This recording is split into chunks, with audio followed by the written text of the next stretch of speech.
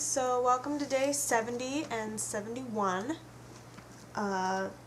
70 is take our test and find out if you're a psychopath.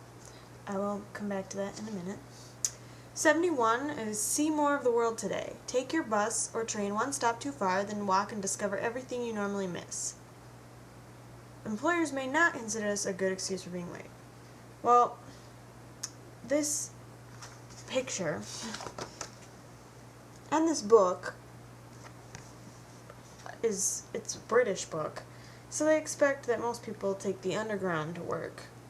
And while I wish that was the case, because I love the London Underground, I just don't do that, and I don't really know how to do this other than go drive to work and go too far. I don't know. I have taken or gotten off at the wrong stop before and had to walk. That's not fun. When I lived in the Twin Cities for school, I didn't have a car for half of that time, so I would take the Greyhound home. I would take the bus from campus to the Greyhound station, and yeah, that was confusing the first few times. I had to walk pretty far sometimes with a giant suitcase or something, so that was fun. Yeah. I've also gotten lost a lot. When I was in London, we got lost sometimes too. So, in Paris. But, yeah. So, and today today's actually day 72, but I'll get to that in a minute. Today I'm driving down to the cities to see some friends, and I'll be spending the weekend down there and in the Wisconsin Dells. So, no new videos until next week. I will just have to play catch up, I guess. Sorry about that. But yeah. So I guess I could do 72 in this also. Today is closure day. We all form a strong attachment to our first toy. Today, call up your kindergarten and ask them if they found your rattle. Explain that you lost it a good few years ago now, but only recovered the memory of this last week. Emphasize how important it is your psychological health that they find it. If necessary, send a letter from your psychiatrist. I don't think I ever had a rattle. I don't know. I don't remember that. But there's this thing going on around on LiveJournal where you post it and then people comment on your post and say, interview me, and then you give them 5 questions to answer. Well, I haven't posted it yet because I haven't answered any questions yet, so I'm in the process of answering the interview questions I got from my 2 friends, Molly and Mal. Oh my gosh, they're evil. I'm so bad at these questions. But one of them is, what was your favorite toy as a child? And I can't figure it out.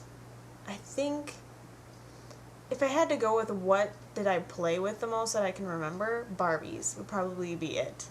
I loved my Barbies a lot. I played with them like up until junior high. Mostly just to like play with their hair and put on pretty clothes, but yeah.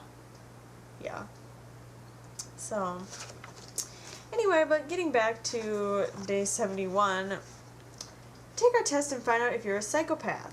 So they have this list of traits, and you're supposed to see if you have them. And then at the bottom it says, for more reliable results, ask a friend to answer this for you. Surrender to police immediately if you score over 40. So I had a friend, Ryan. Well, Leah and Devin were there also, but Ryan's the only one on camera answering these questions. And I don't actually know Ryan super well, and vice versa. So it's kind of interesting. He asked for help from Leah on some of them, so you can hear her in the background. And yeah, we just had a really fun time answering these questions. But I think some of his answers don't necessarily match mine, but at the same time, so yeah, here's him doing that. Do you possess these traits? Number 1, glibness/superficial charm. Yes. Wait, you have to do not at all, sometimes, or all the time. All the time.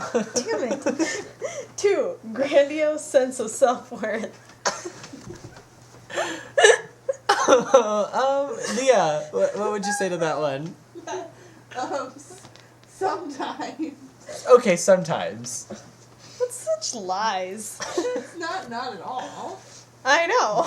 So sometimes. 3, tendency to boredom / need for stimulation. Sometimes. 4, pathological lying. All the time. That's a lie. No, see, you're lying right now. Pathologically. I am not. You're a pathological liar. I am not. That sounded like it hurt. It didn't really. Okay. 5, cunning / manipulative behavior. Sometimes.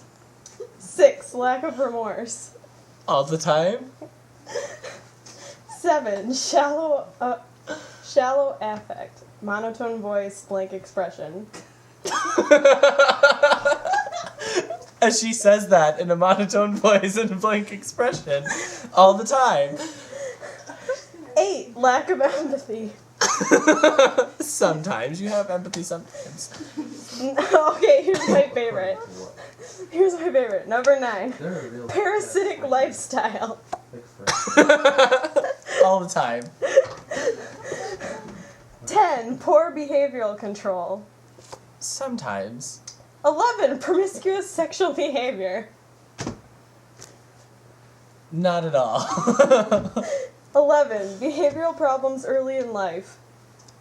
Did she have behavioral problems early in life? Okay, not at all. 13, lack of realistic long-term plans. All the time? 14, impulsiveness. Sometimes. 15, irresponsible behavior. Not at all. I'll give you that much. I'll be Thank nice. you. 16, failure to accept the consequences of actions.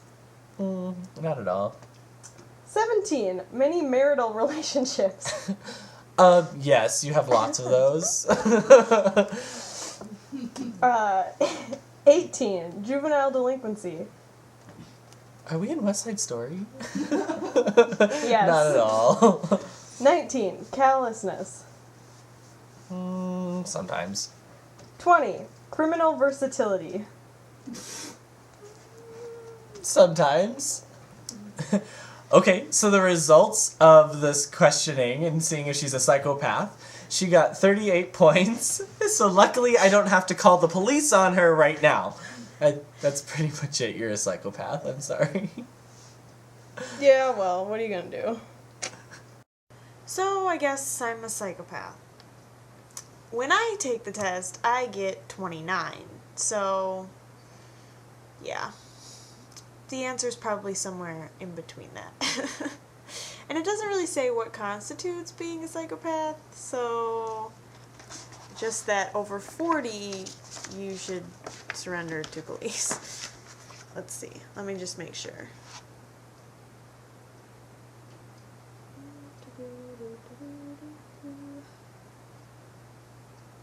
Yeah, it doesn't really say, so yeah. Anyway, so yeah, that's day 70, 71, and 72. And I will see you next week.